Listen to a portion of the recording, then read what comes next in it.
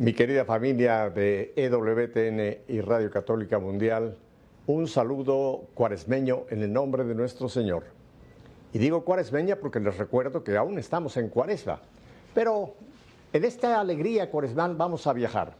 Vamos a viajar dentro de Estados Unidos. Vamos a ir a una bella ciudad en el estado de Texas, San Antonio, donde tengo el gusto de tener con nosotros al seminarista Rafael Becerra González. Rafael, muchísimas gracias por estar con nosotros aquí en EWTN y Radio Católica Mundial. Gracias a ti, Pepe, gracias por la invitación, gracias a tu público. Todavía estamos gozosos por la resurrección de nuestro Señor. Vivimos en este momento de la Pascua que se extiende desde este momento hermoso en que Jesús ha resucitado, y los católicos lo celebramos durante 50 días, como si viviéramos en esos 50 días el mismo día en el que Jesús está presente en medio de nosotros físicamente y luego asciende al cielo con su Padre y nos envía el Espíritu Santo, pero aún estamos gozosos porque Él ha resucitado y con su resurrección lo ha transformado todo. Así es, por eso se le llama a esta gran fiesta de Pascua, se le llama la madre de todas las fiestas. Pero fíjate, Rafael, que para muchos católicos les pasa como que Navidad es el día 25 y el 26 se acabó. El fin de año es el 31, el primero se acabó. Y también la Pascua la ven como que fue el domingo de Pascua y se acabó. No, señor, tenemos todavía un largo camino de alegría y de gozo hasta que lleguemos, y no es que el gozo se va a apagar, pero vamos a llegar al gran Pentecostés y seguiremos después en el año litúrgico. Bueno, déjenme les presento a Rafael en cuanto es originario de una bella ciudad, Tepatitlán de Morelos, en el estado de Jalisco, bellísimo estado. Él pertenece a la parroquia de San Francisco, donde, por cierto, por 20 años de su vida fue también la parroquia de un beato, que vamos a hablar de él segurísimo, el beato Anacleto González Flores. Tengo una larga lista de títulos que tiene Rafael. Por ejemplo, él es licenciado en Negocios Internacionales por la Universidad de Guadalajara, es locutor profesional, lo cual me gana, porque yo soy vil aficionado, locutor profesional y además tipo A. Imagínense, yo sería como tipo C o D, pero ahí estamos. Es contador privado, en fin, tiene otra serie más de títulos que podría yo pasar el resto del programa leyéndolo, pero no, nos vamos a quedar aquí, además para que no se enorgullezca demasiado Rafael. Pero vamos a hablar de uno que me interesa porque creo que más del 99% de ustedes no saben de qué se trata. Él es diplomado en tantalogía, de lo cual más adelante le voy a pedir que nos explique esa palabra. Pero antes de nada, Rafael, vamos a hablar de ti. Cuéntanos un poco de ti, tu familia, donde naces, en fin, háblanos un poco de tu infancia para que después lleguemos a lo que actualmente haces como un ministerio sirviendo al reino de Dios. Bueno, Pepe, pues contarles que soy de Tepatitlán, Jalisco. Es una ciudad de los Altos de Jalisco, donde es parte de la diócesis de San Juan de los Lagos. Es una diócesis muy rica en vocaciones, en la tradición religiosa, donde la mayoría de las personas viven en este ambiente. El 99% de las personas es católica, y en este lugar se ha vivido profundamente este momento o acontecimiento histórico que conocemos popularmente como la Cristiada, pero que será un momento de epopeya en la que los laicos han querido defender su fe y su Dios, su religión. He nacido entonces en este lugar, de una familia sencilla, de una familia común como las de los Altos de Jalisco, muy allegado a la parroquia, donde desde los 7 años he repartido el periodiquito parroquial, y luego a los 8 años, antes de que llegara a los 8, poquito antes, vino San Juan Pablo II a la diócesis de San Juan de los Lagos. Fue un 8 de mayo de 1990, y ese acontecimiento marcó a la diócesis porque todo el ambiente de la preparación para que viniera su santidad, en la radio, en la televisión, en la parroquia, todo el mundo hablaba de la visita de San Juan Pablo II, y recuerdo que en aquel momento mirar la figura de aquel hombre tan valiente, tan coherente, que te atrapaba solo con mirarte, con sentir su presencia, yo sentía un ardor en mi corazón de querer ser también sacerdote, y me acuerdo que le preguntaba a mi mamá cuáles eran los pasos que se necesitaban. Luego la vida y Dios me llamarían a que tuviera otras experiencias, Y he crecido ahí, ahí mismo he estudiado. A los 18 años comencé a participar en un grupo de varones, la ACJM, que sería un grupo que en su momento Anacleto González Flores fundaría. Ahí conocí más profundamente sobre los mártires, sobre los valores que ellos han inculcado, lo que ellos han vivido, y tuve el ejemplo de un párroco que fue párroco durante 36 años en nuestra comunidad y fue el sacerdote Salvador Zúñiga Torres, que este ejemplo y testimonio de humildad, de pobreza, de coherencia me cautivó y él siempre nos invitaba a Te voy todos a a, que te voy a detener acá porque vas a la velocidad del sonido. Yo quisiera volver un poco a tus primeros años. Ya nos mencionaste de tu familia, una familia católica, una familia tradicionalmente, pues eso, que vive la fe. Pero cuéntanos de tu familia, ¿cuántos fueron? ¿Tienes más hermanos, hermanas? ¿Fuiste hijo único? Háblanos un poquito solamente de ese núcleo primero y después vamos a continuar. Tengo dos otras preguntitas para ti. es una familia muy bonita. En los Altos de Jalisco se da mucho esto, más en el pasado, ahora ya no tanto. Familias grandes. Mi papá de una familia de 14 hermanos y mi mamá de una familia de Ajá. 14 hermanos. En casa fuimos 10 hijos y yo soy el número 7 y además tengo una hermana gemela, es Rosy. Entonces, ella nació primero, evidentemente es mayor que yo y después yo soy el número 7 y luego otras 3 hermanas delante de mí. Entonces, mi familia en la que crecí, 10 hermanos. Cuando tú ves una familia de 10 hermanos, sabes que todo se comparte, sabes que la ropa que tenía el más grande te va a quedar a ti, tú vas a usar esa ropa, sabes que hay que compartir todo lo que hay en la casa, hay que compartirlo y eso te hace que tengas una noción muy clara de lo que significa la comunidad. Y he vivido en ese ambiente, en un ambiente en ¿Cuántos, el que cuán- ¿Cuántos chicos y cuántas chicas? ¿Cuántos eran de los 10? Pero ya mencionaste 3 mujeres, pero en fuimos total, ¿qué eran? ¿Cuántos hombres y cuántas cuatro mujeres? hombres y 6 mujeres. 4 hombres y 6 mujeres. Y yo fui el Entonces, número por 7. mayoría de votos, las que mandaban eran las mujeres. Sí, eso sí es notable. Además, se trataba de cuidarlas. Era una comunidad muy marcada en la que los niños, los varones, íbamos con papá. Papá tenía un taller de herrería, hacía puertas y ventanas, tenía su pequeño taller, y entonces los varones estábamos con papá, las niñas estaban con mamá, pero había un ambiente muy bonito. Por las noches recuerdo que muchas ocasiones rezábamos el rosario juntos y también se vivía una piedad popular muy interesante en las calles. Siempre había cosas que hacer en el asunto religioso, el mes de María, el mes del rosario, el mes de la Biblia, las pláticas cuaresmales. Y algo bien interesante con lo que yo crecí es que papá y mamá todos los domingos a las 7 de la mañana iban con todos sus hijos a misa. Todos los domingos a las 7 de la mañana, imagínate tú, los dos papás con todos los niños sentaditos hasta atrás de esa área del templo, que por cierto, en ese área donde nosotros nos sentábamos, ahora están las reliquias del Beato Anacleto González Flores. Muy interesante. ¡Wow! Pero Ujú. después de misa, el domingo a las 7 de la mañana, papá nos llevaba a comprar la despensa, no había supermercados en ese momento, ahí en el centro de la ciudad, y si nos portábamos bien, nos compraba un chocomil en el mercado. Y después, nosotros, mi hermana Rosy y yo, íbamos a repartir la hojita parroquial, el periodiquito parroquial, en las 2 cuadras, en las 2 manzanas que nos correspondían. Entonces imagínate a los dos niños tocando la puerta a las 8:30 de la mañana el domingo, tocando la puerta de los vecinos. Por adentro respondía, ¿quién?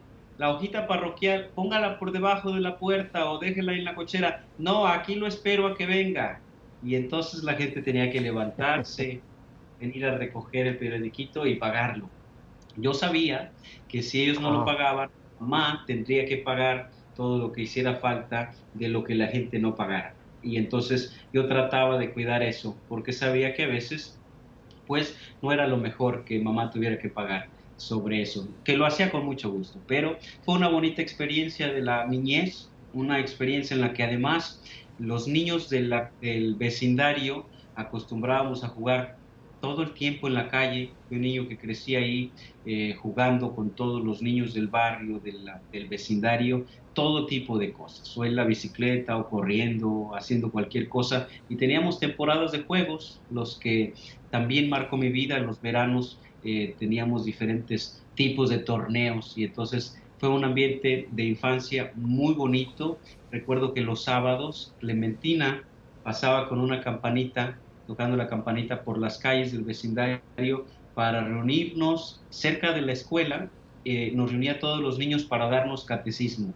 Y bien interesante que ella, para que aprendiéramos, cada vez que acudíamos nos hacía unos boletitos y nos los entregaba. Si te sabías las preguntas de lo que se refería a la clase ese día, entonces ella llevaba algún tipo de premios. Y al final del año, en las posadas, a quien juntara más boletitos, ella le iba a dar algún regalito que fuera más grande. Evidentemente, siempre había balones de fútbol, siempre había balones de voleibol, siempre había alguna muñeca, siempre había algún trompo, algún valero, alguna cosa que le llamara la atención a los niños. Y los niños, motivados, pues porque queríamos algún regalito, íbamos y aprendíamos, estábamos presentes y nos grabábamos las preguntas. Eso no quitaba que dejáramos de ser inquietos. Entonces, pienso que fue una infancia muy bonita, muy alegre, jugar mucho, estar afuera, esperar a que mamá nos llamara para cenar o nos llamara para comer. Mm. Que hoy no pasa, pero en aquel momento pasaba, entonces puedo decir que mi infancia fue muy feliz. Ahora que describes esta infancia, pienso que, fíjate, esto recién hace unos pocos años de lo que tú nos estás narrando, y sin embargo, parece que estuviéramos hablando de una época hace tanto tiempo, ¿verdad? Porque hoy día, tristemente, Rafael, tú lo sabes que tú vives aquí en este país, Estados Unidos de Norteamérica, y creo que también en Latinoamérica, hemos perdido ese tipo de infancia. Hoy día, primero las familias son pequeñas, porque hoy día de los matrimonios dicen, no, no, no, uno, dos o tres, porque no se puede más, los que tienen hijos, si no tienen un perro o un gato, pero bueno, y además creo que le hemos robado, mejor no nosotros, sino el mundo le ha robado a los niños la infancia. Ya no ves niños jugar como antes que jugaban los niños, las niñas inocentemente. Hoy día tú dices que te regalaban un balón, una pelota, una muñeca, un carrito. Hoy día los regalos son un teléfono o una tableta y hemos perdido completamente la comunicación entre los miembros de una familia, ¿no? Qué triste es que hoy día la familia está bajo este ataque terrible, que toda esta modernidad que tiene grandes ventajas, por eso estamos tú y yo teniendo este programa, pero por otro lado, qué triste que toda esta modernidad, toda esta tecnología prácticamente está disolviendo los lazos familiares y a los niños los está convirtiendo en seres automatizados, viven de una manera diferente. Qué triste, ¿verdad? Tenemos que recuperar esto y vamos a hablar más adelante de cómo lo podemos hacer. Pero tú nos hablas de algo hermoso que tenemos que volver a recuperar, Rafael. Ahora, yo te tomé la palabra cuando nos hablabas de esa llegada de San Juan Pablo. ¿Qué fue lo que te pasó con esa visita de San Juan Pablo? Tú dices que ahí sentiste ¿cómo fue ese llamado, cómo fue ese toque del Señor a través de San Juan Pablo II, Rafael? Gracias, Pepe. Mira, lo que pasa es que yo tendría 7 años. A los 7 años, yo hice la primera comunión cuando tenía 7 años, un 3 de mayo. Y entonces el ambiente de la preparación era en torno al Papa, porque el Papa vendría en ese mismo año, el 8 de mayo.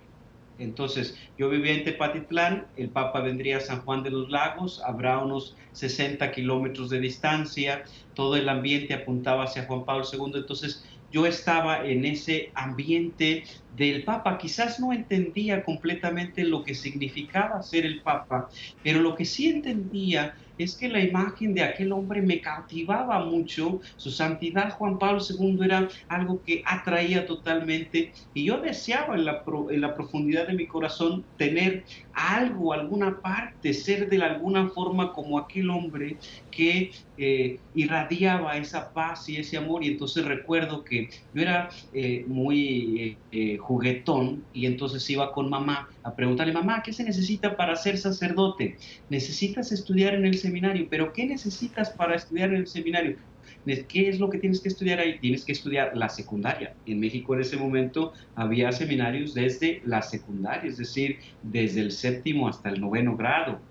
Y entonces, ¿y después de eso qué sigue? La preparatoria, la high school. ¿Y después de eso qué sigue? El curso introductorio. ¿Y después de eso qué sigue? sigue que estudies filosofía. Y después de eso, ¿qué sigue? Sigue que estudies teología. Y después de eso, sigue que te hagan diácono. Y después de eso, te ordenan sacerdote.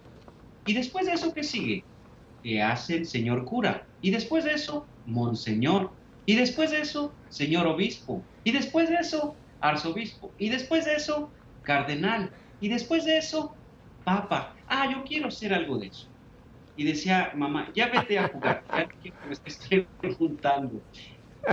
Yo quería saber qué era lo final, porque a quien veía en el ambiente era su santidad Juan Pablo II, que era tan carismático, tan querido, y eso se quedó en mi corazón, un deseo ardiente en mi corazón, y por eso desde entonces ha sido mi santo preferido, personaje que he querido profundamente, que creo que es un buen modelo ahora que he recibido el llamado de Dios en esta vocación para seguir.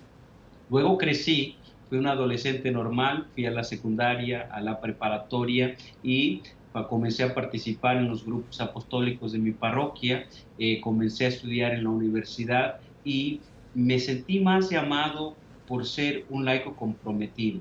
Y entonces auténticamente sentí que Dios me llamaba para ser un laico comprometido. Tuve 7 novias, todas ellas muy bonitas, muy buenas personas, con las cuales también crecí como persona y fue una etapa muy bonita. Me comprometí de lleno en mi parroquia, fui el coordinador de la pastoral juvenil en la parroquia y luego en la diócesis asesoraba en los asuntos de espiritualidad, o organizando o asesorando a los grupos, a los diversos grupos y movimientos de jóvenes, y fui muy activo, pero también me invitaron a trabajar en la cuestión política. Y entonces trabajé en el gobierno, primero en el Instituto de la Juventud de mi ciudad, luego en el Instituto de la Juventud de mi estado y luego en la oficina del gobernador de mi estado, impulsando la participación ciudadana. Claro que mi criterio siempre fue traer los valores del Evangelio, lo que yo he aprendido como católico, a este ejercicio de la función pública,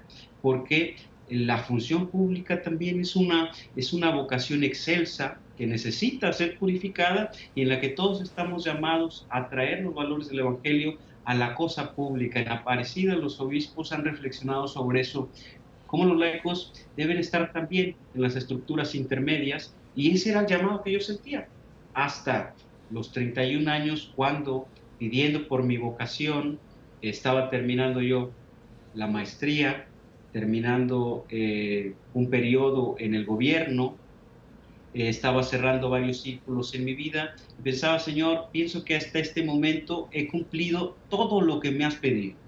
¿Qué más quieres de mí? ¿Qué más quieres de mí? Cierro todos los círculos, ¿qué más quieres? Y entonces era el aniversario del beato Anacleto González Flores, de su nacimiento en la parroquia de San Francisco. Mi director espiritual, aquel párroco durante 36 años en mi parroquia, iba a celebrar a las 8 de la noche. Estaba yo ahí pidiéndole a Dios y en ese momento sentí una llamada fuerte. Y yo decía, no, no, Señor, si tú quieres que sea sacerdote, yo no quiero. A mí eso me da miedo, no quiero. Porque eso representaba que tendría que cambiar muchas cosas en mi vida. Para ese momento ya era muy activo, ya estaba muy involucrado en el tema de la defensa de la vida, ya tenía un movimiento con diferentes grupos en varias partes del país, quizás en unos 28 de los 32 estados, de jóvenes defendiendo la vida y la familia, algún programa en tema de la vida y la familia. Y entonces pensaba yo, no puedo cambiar mi vida en este momento si tú me llamas al sacerdocio. Pero no pude dormir aquella noche pensando que si Dios me llamaba a este ser sacerdote, cuántas cosas tendrían que cambiar. Tuve mucho miedo y al día siguiente yo estaba organizando un programa con una persona, tenía una invitada de Phoenix, y entonces ella vino en la mañana. Yo recuerdo que ella me hablaba, pero yo prácticamente no le ponía atención porque yo estaba interiorizando en esta pugna interna que tenía entre sentir un llamado y no querer aceptarlo porque tenía miedo. Hacia las 4 de la tarde yo estaba en un lobby de un hotel y por inbox estaba arreglando algunas cosas. Recibo un mensaje de una persona que dice: joven de Dios, ¿por qué te veo tan feliz? Dime cuál es el secreto para ser tan feliz. Yo contestaba siempre todos los mensajes de todas las personas que me escribieran y entonces contesté, ¿por qué cree usted que soy feliz? ¿O por qué me hace esa pregunta? Y él dijo, se te ve en la cara y todo publicas. Se te ve en la cara y todo lo que publicas. Eres muy feliz. Dime cuál es el secreto para ser tan feliz. Y yo dije, no hay ningún secreto. El secreto es que Jesucristo es la respuesta a todas nuestras inquietudes y necesidades. Y él me dijo una cosa muy interesante. Me dijo, Rafael, dime hoy, ¿eres tú seminarista o sacerdote? Y yo dije, hace 20 minutos estuve con el Santísimo pidiéndole al Santísimo en el expiatorio de Guadalajara con una custodia hermosa, diciéndole al Señor, Jesucristo Eucaristía, si tú realmente quieres llamarme al sacerdocio, háblame en un lenguaje que yo te entienda. Tú sabes que a mí me gusta tomar decisiones rápido y hacer lo que tenga que hacer en consecuencia, pero no quiero estar en estos problemas de tener que decidir de manera muy difícil. Háblame en el lenguaje que yo te pueda entender. Pues por internet, este señor me dice, dime, ¿eres sacerdote o seminarista? Y yo digo, ninguna de las dos cosas. ¿Por qué me pregunta hoy? Y él me dice esto. Si nadie te lo ha dicho antes, yo debo decirte hoy que tú debes ser sacerdote. Ve al seminario de San Uf. Juan y yo seré tu bienhechor.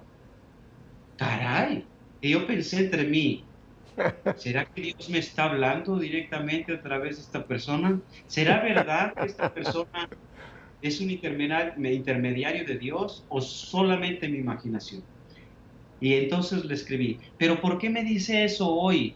Y él me escribe, de verdad te digo, tú eres ya de Dios, dedicado al 100, pero yo debo decirte hoy que tú debes ser sacerdote. Ve al seminario de San Juan y yo seré tu bienhechor. Caray. Y entonces yo dije, pues quizás Dios está hablando conmigo, pero escribo a él, yo no lo conozco, él no me conoce y le escribo, pero ¿por qué me escribe esto hoy? Es muy importante para mí. Y él me dice, no lo sé, tómalo hoy como un bello regalo que Dios te da. Caray. En ese momento yo comencé a llorar, es una paz inmensa que se siente, descubrir qué es lo que Dios pide de ti y cuando se conecta este misterio del llamado de Dios con este deseo profundo de tu corazón, entonces se hace una mancuerna como el mismo consentimiento que se da en el matrimonio, cuando un hombre y una mujer deciden casarse, aceptar su vocación, lo mismo sucede. Entonces yo comencé a llorar un buen rato y decir, esto es lo que yo estaba buscando. Le escribo un rato después a este hombre, oiga, pero ¿quién es usted? ¿Por qué me escribe esto? Es algo muy especial para mí, dice él.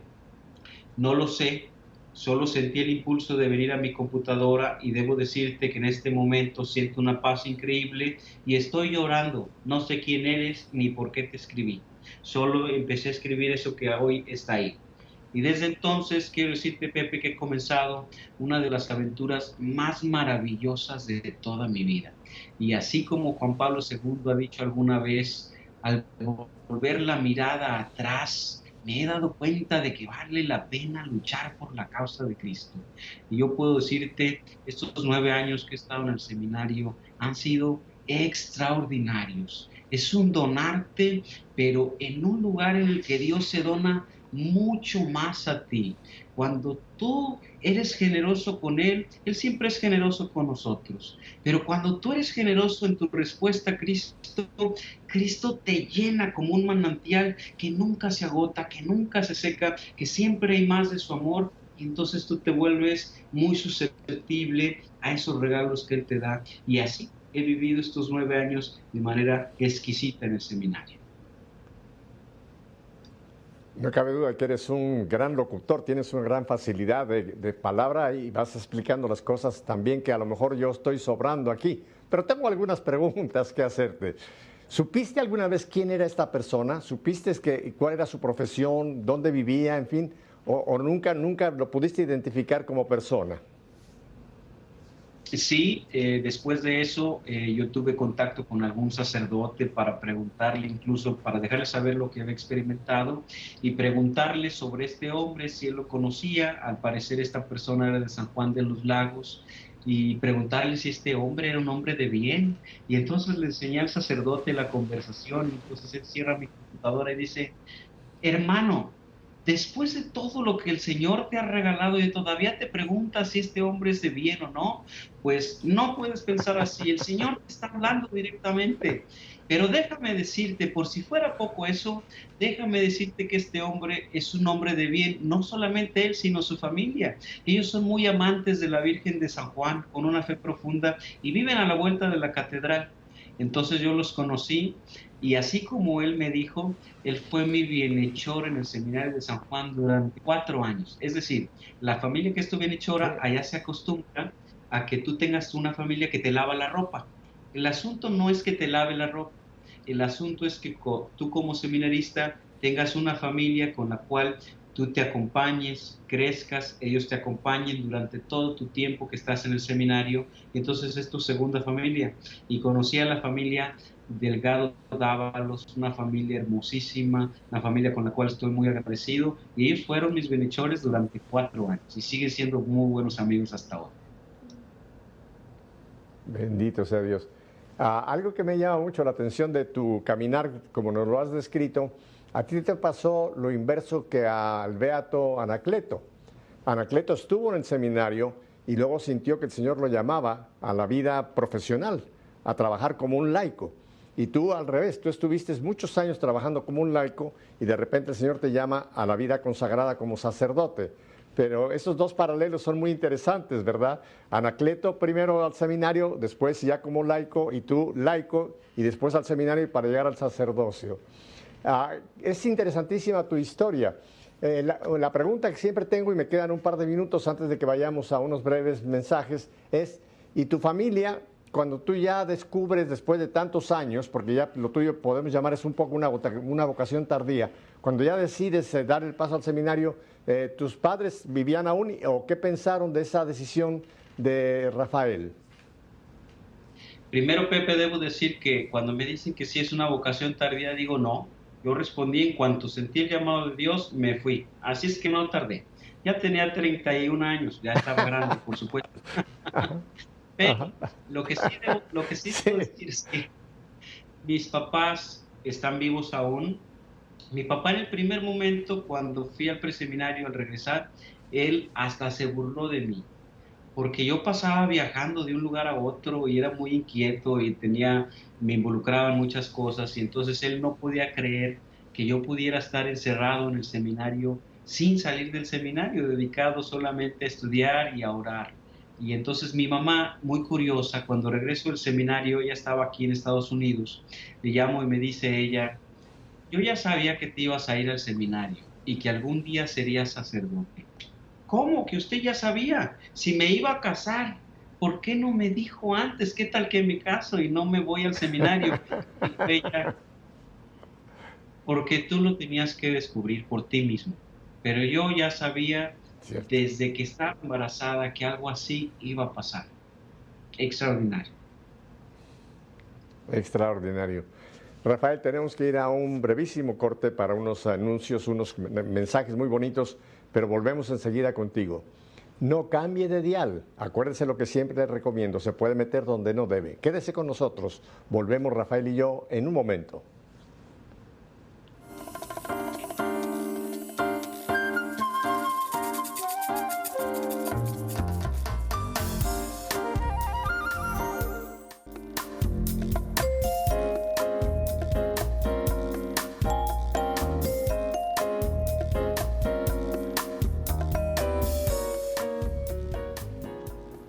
Bueno, estamos en la ciudad de San Antonio, Texas, con el seminarista muy joven, Rafael Becerra.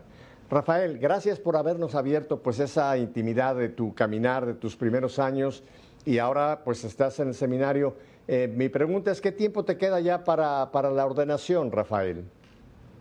Fíjate, Pepe, que estoy muy contento. Si Dios quiere, en septiembre de este año seré ordenado diácono transitorio, septiembre de este año, y con la ayuda y gracia de Dios, en mayo del año que viene, en el 2024, sería ordenado sacerdote.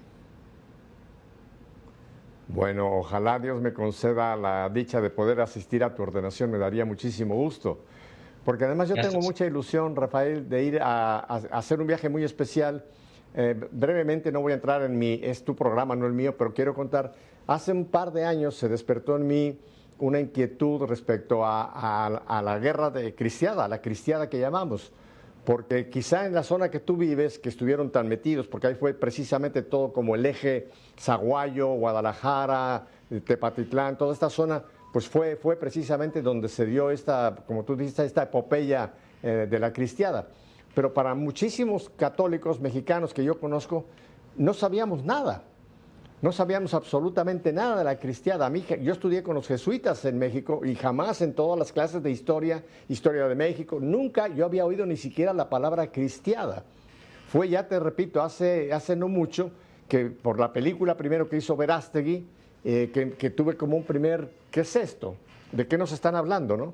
Y me empecé yo a interesar y realmente se ha creado en mí una enorme, digamos, deseo, interés de que no solamente los mexicanos, sino que la iglesia en todo el mundo sepa lo que ocurrió en México de 1926 a 1929, esa guerra heroica que tantos miles de mexicanos dieron por defender a su iglesia, por defender a Cristo Rey, a la Virgen de Guadalupe, etcétera, los sacramentos, de lo cual habría muchos programas que hacer. Pero me encanta que tú estás metido en el mero corazón, así que quiero, si Dios me permite, hacer pronto un recorrido por toda esa zona que le tengo tanto interés y estoy tramando, ya se está masticando una nueva película sobre la cristiada que se llamaría Viva Cristo Rey, diferente a la que se hizo con Verástegui, diferente a la que se ha hecho ahora como Mirando al Cielo de San Joselito, algo más de testimonios de los que todavía quedan los hijos o los nietos de los cristeros. Así que voy a contar contigo para ese sueño de esa película. Fíjate, Pepe, ¿Qué te que parece? me emociona escucharte porque, por dos cosas. Tengo en mi corazón el deseo de hacer mi cantamisa, que sería después de mi ordenación, que será aquí en San Antonio. Mi cantamisa será en la parroquia de San Francisco, en Tepatitlán, que es muy bendecida porque ahí perteneció, ahí fue bautizado y recibió los sacramentos de iniciación Anacleto González Flores, el líder del movimiento de la defensa de la libertad religiosa en México, el Sócrates moderno, el Gandhi mexicano, este hombre que ha sido reconocido a nivel internacional por su gran valentía, por su gran valor, pero también por su gran audacidad, un hombre audaz para poder defender pacíficamente lo que legítimamente le pertenece a los mexicanos católicos. Entonces, en mi parroquia, ahí perteneció a Anacleto, pero también allí hay un mártir que se llama San Tranquilino Viarco, que fuera el párroco y que fue colgado de un árbol muy cerca de la parroquia, pero que él bendijo primero la soga para que lo colgaran, porque estaba celebrando un matrimonio, y entonces él era el párroco de esta parroquia. Me gustaría mucho, mi cantamisa, celebrarla ahí, y luego hacer un recorrido de los mártires para todos aquellos amigos, familiares y conocidos que quieran acompañarme, hacer un recorrido de unos 4 días en Guadalajara, en Tepatitlán, Jalostotitlán, San Juan de los Lagos, ir a Cristo Rey, a ese monumento hermoso, y luego terminar con nuestra Madre, la Virgen de Guadalupe, y eso será el próximo año, y por supuesto que estás invitado desde ahora, y por supuesto que siempre me gustaría colaborar en todas las iniciativas que tengan que ver con esta promoción de hombres y mujeres que han entregado su vida por defender a su Dios. Pienso como tertuliano, que la semilla de mártires es siempre, la sangre de mártires es siempre semilla de nuevos cristianos. Por eso aquellas tierras son tan prolíferas en vocaciones. Imagínate, la ciudad, el seminario de Guadalajara es el seminario que fue el seminario más grande del mundo por 300 años. Por 300 años, más de 1000 seminaristas. San Juan de los Lagos, una diócesis muy pequeña, tiene más de 300 seminaristas. Acaban de ordenar 16 sacerdotes, solamente diocesanos. Es una ciudad que es una tierra que abunda en vocaciones, pero no solamente vocaciones religiosas, sino también familias verdaderamente religiosas, que tú los conoces y dices, estos son unos santos en vida que nos dan testimonio a todos y que hablan desde el corazón, y que son familias extraordinarias, unidas, que buscan hacer el bien a los demás, en todos los niveles, familias que son muy pudientes económicamente, que viven buscando ver cómo le ayudan a los demás, que buscan ayudarle a sus empleados. Hay familias que no son tan pudientes, pero que tienen una espiritualidad extraordinaria. Pienso que esta tierra de los Altos de Ujú. Jalisco es bendecida y que va a valer la pena que la visites y también que se dé a conocer al mundo, y que a mí me gustaría, por supuesto, ser parte de Así es. ella. Mira, Rafael, los cristeros pelearon una guerra contra el gobierno, Calles y sus malvadas leyes. O sea, era un enemigo visible. Era claramente que era el gobierno quien quería prácticamente acabar con el catolicismo o someterlo totalmente bajo su control. Hoy día estamos viviendo una batalla muchísimo más peligrosa, porque hoy día el enemigo no es un presidente, no es un conjunto de leyes, sino es toda esta guerra ideológica que se está viviendo en este momento. Y yo pienso que el Señor quiere despertar no solamente para México, sino para la cristiandad en general, nuevamente la cristiada, porque tenemos que ser otra vez el pueblo de Dios, tenemos que ser otra vez la iglesia quienes salgamos a defender y defender como viva Cristo Rey, viva la Virgen de Guadalupe. Tenemos que volver a salir a defender lo que el mundo, el demonio y la carne nos están robando, Rafael. Y yo creo que esta guerra que ocurrió el 26 a 29 y la poscristiada también, tiene que ser un modelo para encender nuevamente en todos los bautizados ese deseo. Yo tengo que salir a defender lo que me está queriendo quitar este mundo. Así que esto que estamos platicando, verás tú, va a tener historias más largas. Te cuento que hace un año descubrí un libro y estoy casi terminándolo, a ver si lo reconoces. Sí, claro. Es un libro escrito por ti, Muy buen libro. Anacleto González Flores, de la palabra a la transformación social. Te felicito por este libro, estoy fascinado con él. Yo ya había leído sobre Anacleto, pero desde luego creo que esto da una semblanza profundísima de lo que este gran hombre fue y es como un modelo para el laicado en este momento. Cuéntanos brevemente, porque no tenemos tiempo en el programa, ¿qué importancia tiene Anacleto, el beato Anacleto, en este momento para todos nosotros los bautizados, Rafael? Fíjate que tú lo has mencionado de una manera excelente. Hoy vivimos en una época en la que la guerra es una guerra ideológica, es una pugna en la que a veces no conocemos sus matices. Y Anacleto González Flores fue este personaje alteño importante para el laicado porque tiene este valor de la congruencia entre lo que piensa, lo que dice y lo que hace extraordinariamente marcados. Es un hombre que además tiene una gallardía y un valor extraordinario para hacer lo que le corresponde. Y además es un modelo porque fue un padre de familia extraordinario, un esposo extraordinario y un laico comprometido socialmente con los demás. Él era brillante, no todos somos brillantes, pero lo que él tuvo, él fue capaz de analizar la realidad y darse cuenta, eso es lo que marco en mi libro, darse cuenta que hay dos sistemas de pensamiento que están, por así decirlo, en una pugna. Un sistema de una ideología liberal que trataba de imponerse a un pueblo que es conservador, a un pueblo que busca y vive de su fe y que quiere conservar los buenos valores que han aprendido, pero que se contrapone con los intelectuales y los poderosos que quieren quitar a Dios de la cima de las ideas y la cima de los valores para poner a la diosa razón. Eso es conocido como la modernidad, como el positivismo, como el liberalismo. Y Anacleto pues se da cuenta de eso y se da cuenta además de que ellos han utilizado, hay un grupo detrás que mueve todo este andamiaje que se llama la masonería. La masonería en el mundo ha generado una serie de revoluciones para acceder al poder, es decir, revolverlo todo, para todo revuelto, acceder al poder y entonces controlarlo todo. Él se da cuenta que ellos utilizan a los pobres como carnada. No quieren ayudarle a los pobres, quieren utilizar un discurso para acceder al poder y quedarse con el poder, y lo logran.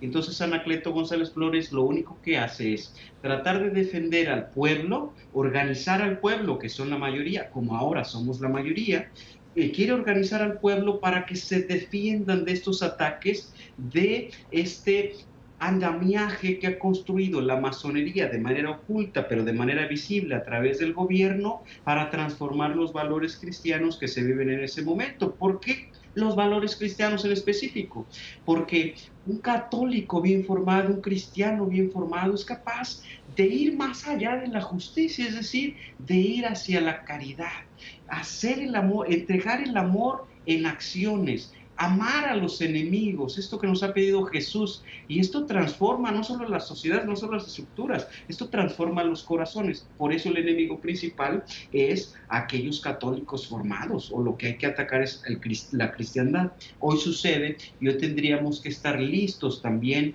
para defender nuestros valores católicos. Hoy vivimos en una realidad diferente, por supuesto, pero también tendríamos que ser capaces de analizar y darnos cuenta cuáles son estas dos ideologías que se viven, las ideologías que se viven, y un punto esencial de Anacleto González Flores, la organización. Sin organización, los católicos nunca vamos a poder avanzar. Sin organización y unión entre los cristianos, siempre vamos a ser un blanco fácil para todos los demás. Por eso, como católicos, tenemos que organizarnos para hacer valer nuestros valores, para hacer valer nuestros derechos, para hacer valer nuestra fe. Esto es lo que hizo Anacleto y por eso se apetece como un modelo auténtico, como un modelo valioso para nuestros tiempos. Si tú lees a Anacleto González Flores, piensas que él está narrando la realidad que vivimos hoy, pero vivió hace 100 años. Entonces, es importante volver a leerlo y volver a conocer su historia para que podamos ser congruentes como él, valientes como él, también seamos capaces de analizar la realidad y tomamos acciones concretas, organizados y unidos. Hay un texto de la Escritura que yo lo uso frecuentemente cuando hablo de esto, Rafael, y es la que cuando dice el Señor, nosotros sabemos si va a hacer calor, si va a llover, porque vemos las nubes, el viento de acá, pero no sabemos leer las señales de los tiempos. Y es triste que hoy día una gran cantidad de católicos y de cristianos no están leyendo las señales de los tiempos. Es más, están siendo envueltos por los tiempos y no leen las señales que tienen todos los valores que son importantísimos para la unidad, contra el matrimonio, contra la familia, contra la educación, contra la libertad religiosa. Todos los valores que no son negociables nos los están queriendo robar y nos los están robando en nuestras narices. Y no estamos leyendo las señales de los tiempos, de ver que están tratando de crear un nuevo orden mundial, que es como le llaman ahora, que es totalmente anticristiano, antirreligioso en su totalidad. Algo que también no hemos mencionado, que valdría la pena que lo menciones, es que Anacleto se la jugó, como se la jugaron muchísimos millares de cristianos, de cristianos, que fue incluso estar dispuestos a dar la vida. Porque Anacleto no murió en una cama en su vejez con sus hijos y sus nietos. Anacleto fue realmente torturado y fue asesinado por esa fuerza. Cuéntanos un poco de ese valor de Anacleto, de jugársela todo por el todo, Rafael. Diría una palabra que hoy nos hace falta mucho. Hoy vivimos en un mundo de confort y que por una falsa prudencia no nos atrevemos a actuar, no nos atrevemos a decir, no, eso que está diciendo no es verdad, eso es mentira, eso ni siquiera es racional, eso es incongruente, eso no es válido. Es verdad que todas las opiniones valen lo mismo, pero alguien puede opinar que ahorita es en la noche, el momento que estamos haciendo este programa, pero es evidente que es en la tarde, o sea que la opinión es válida, su opinión, pero puede estar totalmente equivocada. Creo que un valor que Anacleto González Flores nos puede enseñar hoy, que es muy necesario, es la osadía, este atreverse a dar el todo por el todo, atreverse a dar la vida por defender nuestros valores. Imagínense Anacleto en 1927, él le llamó a sus amigos más íntimos, los citó a las azoteas de una casa para decirles, lo que vamos a vivir en México es verdaderamente un circo romano. Dispuestos hemos de estar a entregar nuestra vida y nuestra sangre. He venido a pedirles a cada uno de ustedes, he venido a pedirles su sangre. Y si alguien me pregunta cómo quiero que firmemos este pacto, es con sangre. Les pido que hagamos un pacto de sangre para que estemos dispuestos a entregar nuestra vida para salvar a México. Y hay muchos amigos de Anacleto González Flores que son hoy mártires mexicanos. ¿Cuántos de nosotros estaríamos dispuestos a entregar nuestra vida con nuestra sangre? Miren, el 1 de abril de 1927, a las 5:30 de la mañana más o menos, vino el ejército mexicano a tomar a Anacleto González Flores de la casa de los hermanos Vargas González, donde estaba refugiado. Él había escrito la noche anterior: hoy debemos demostrar que de veras somos católicos, porque mañana será tarde. Mañana se abrirán los labios de los valientes para maldecir a los flojos, a los cobardes y a los apáticos. Pues al siguiente día, 1 de abril, vienen y lo toman preso con los hermanos Vargas González, lo llevan primero a lo que hoy es la presidencia municipal de Guadalajara, ahí lo golpean y luego se lo llevan al cuartel Colorado de Guadalajara. Lo amarran de los pulgares y lo cuelgan, y allí colgado le quitan la piel de la palma de las manos y de las plantas de los pies y le encajan una bayoneta en un costado. Todavía estaba ahí colgado y vino el capitán Ferreira, quien estaba ejecutando aquella orden del presidente de la República, y le dice al capitán Ferreira, colgado: capitán, muy pronto estaré frente al juez supremo. Cuando usted esté frente a aquel juez supremo, tenga la seguridad, aquel juez que me va a juzgar a mí, lo va a juzgar también a usted. Y tenga la seguridad de que cuando usted esté frente a aquel juez, yo seré su defensor. Esto es extraordinario. Este es el llamado de Jesús: amar a tus enemigos. Estaba colgado, lo estaba martirizando, estaba a punto de morir. Sin embargo, le está diciendo: yo seré su abogado frente al juez supremo. Lo descuelgan, pide ser el último en ser fusilado, se lo conceden para confortar a sus compañeros, le dan una descarga de balas, cae al piso y todavía puede levantar la mano izquierda y gritar. Por segunda vez escucho en las Américas este grito: yo muero, pero Dios no muere. ¡Viva Cristo Rey y Santa María de Guadalupe! Le dan un culatazo en la cabeza y muere. En aquel momento, si alguien acudía a algún evento de culto religioso, podía ir a la cárcel, pues a su funeral, en sus exequias, acudieron 10,000 personas, 10,000 católicos de Guadalajara, con todo y el peligro que esto representaba, porque aquel gran líder les había dejado tan marcado lo que significa ser un católico osado, valiente. ¿Por qué iban a dejar que el presidente de la República les quitara su fe, sus valores, su religión?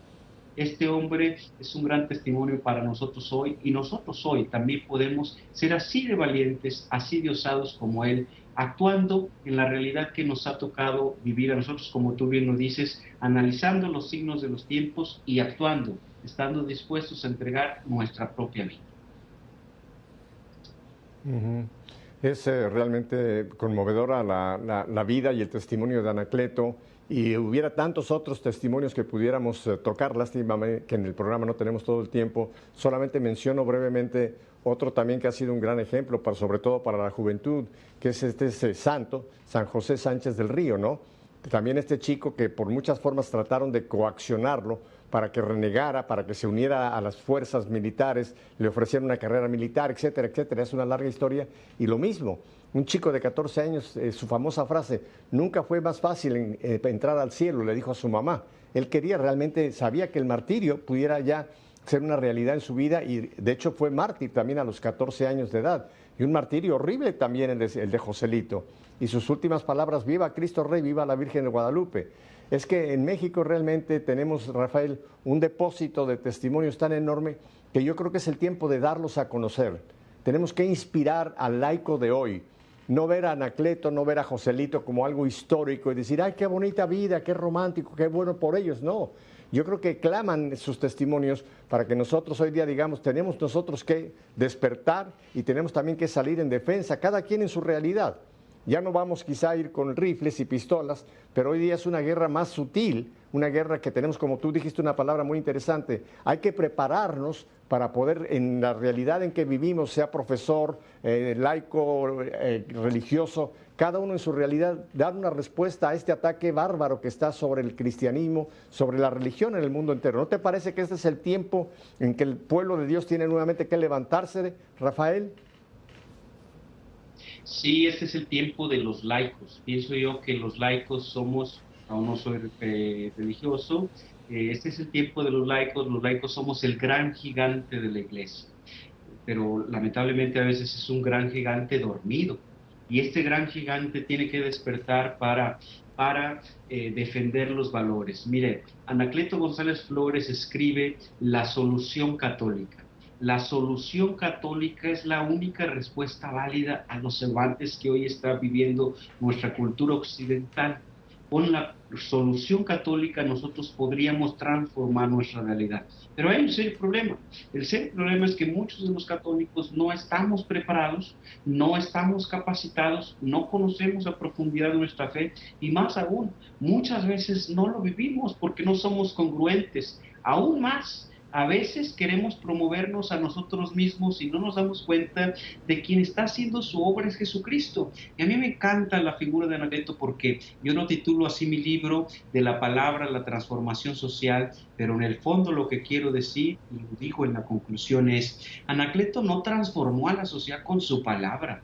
Lo que pasaba es que él vivía la palabra de Dios, acudía a la Eucaristía todos los días, con ella se nutría y transmitía la palabra de Dios. Por eso parecía un magneto que atraía a todo el mundo, porque era tan transparente que podía cautivar, reflejando a Dios, reflejando a Jesucristo. Y eso podemos hacer hoy también. Hoy podemos ser congruentes y podemos ser transparentes, pero por supuesto que tenemos que estar preparados. Si no estamos preparados, entonces no estamos capacitados para debatir en el ámbito público o para poder dialogar en el ámbito público con muchas ideologías que hoy se nos presentan. Entonces, pienso que es importante que conjuguemos estos factores. Primero, el deseo de defender y de amar nuestra fe. Después, la congruencia y la transparencia para dejar que Cristo haga su obra. Pero luego también lo que nos toca a nosotros, que es la preparación y la disposición para ser osados y actuar en el ámbito en el que nos toca vivir. Es el momento de los laicos, y los laicos podemos estar organizados, y los laicos podemos estar unidos, y los laicos podemos transformar, porque Jesucristo ya venció, y Jesucristo está de nuestro lado, así es que hay esperanza, por supuesto, hay mucha esperanza, solo hay que hacer lo que nos toca. De acuerdo, me quedan un par de minutos, Rafael. Y creo que hay algunas de las frases, sobre todo de Pablo, que nos pueden llamar mucho en este momento, ¿no? Todo lo puedo en Cristo, esta clave, todo lo puedo en Cristo que me fortalece. Y creo que este es el momento de hacerlo. Hay que volver a tocar la trompeta. Este es el tiempo de despertar a este gigante dormido. Y yo estoy totalmente de acuerdo. Tenemos que pasar de la dormición a la acción con una vida congruente. Eso es absolutamente necesario. No podemos querer impregnar algo que nosotros no vivimos. No vamos a transformar nada si no es empezando por nuestro propio testimonio, ¿no? Ya lo decía Benjamín Nuntianti allá, el mundo está cansado de maestros. El mundo lo primero que necesita ahora son testigos que después proclamen, pero que empecemos por nuestra propia vida. Rafael, en este minuto y medio que me queda, ¿cuál sería tu mensaje final para este auditorio que lo tienes cautivado y haremos más programa contigo? Pero en este par de minutos, ¿qué le dirías como tu mensaje final a todo nuestro querido auditorio de Radio Católica y EWTN Televisión? Decía Anacleto González Flores, las ideas y las palabras no cambian a nadie, pero las acciones mueven las fuerzas, los brazos y las voluntades. Todos sabemos que la fe nunca ha sido transmitida a través de discursos bonitos. La fe católica y la fe cristiana ha sido transmitida siempre a través de testigos válidos que han sido capaces de transmitir este querigma, este gran acontecimiento del misterio pascual de Cristo que ha venido al mundo, que ha padecido, muerto y resucitado para salvarnos porque nos ama de manera única, incondicional e infinita. Si somos capaces de transmitir eso de manera congruente, entonces vamos a ser capaces también de transformar al mundo. Así es. Y estar dispuestos a jugarnos el todo por el todo. No podemos ser católicos a medio tiempo o tibios. Acuérdate lo que dice Apocalipsis, ¿no? No eres ni frío ni caliente, eres tibio. Y los tibios son un problema tremendo. Rafael, te estoy sumamente agradecido. Este libro lo vuelvo a anunciar para que la gente que quiere conocer más de Anacleto, ahora te voy a hacer un comercial. Aquí lo tienen. Se puede conseguir este libro de nuestro querido invitado de hoy, Rafael Becerra. Anacleto González Flores, de la palabra a la transformación social. ¿Tienes algún otro libro más en mente en estos 15 segundos que me quedan? Sí, mira, este libro lo pueden conseguir en Amazon, esa es la segunda edición, ya vamos en la tercera, también estará disponible en inglés. He hecho en colaboración con un buen amigo otro libro que se llama La Acción Social, que son unos discursos de Anacleto González Flores, y hacia noviembre quisiera publicar un nuevo libro, Anacleto González Flores, un hombre de familia, con la experiencia de 40 entrevistas que hemos hecho con EWTN a personas que son familiares de Anacleto, algunos cardenales, algunos obispos y algunos expertos sobre Anacleto. Pienso que valdrá la pena leerlo y también mirar una miniserie sobre Anacleto González Flores aquí en EWTN. Bueno, Rafael, no te digo adiós porque te voy a volver a tener aquí con nosotros. Así que muchísimas gracias, hasta pronto.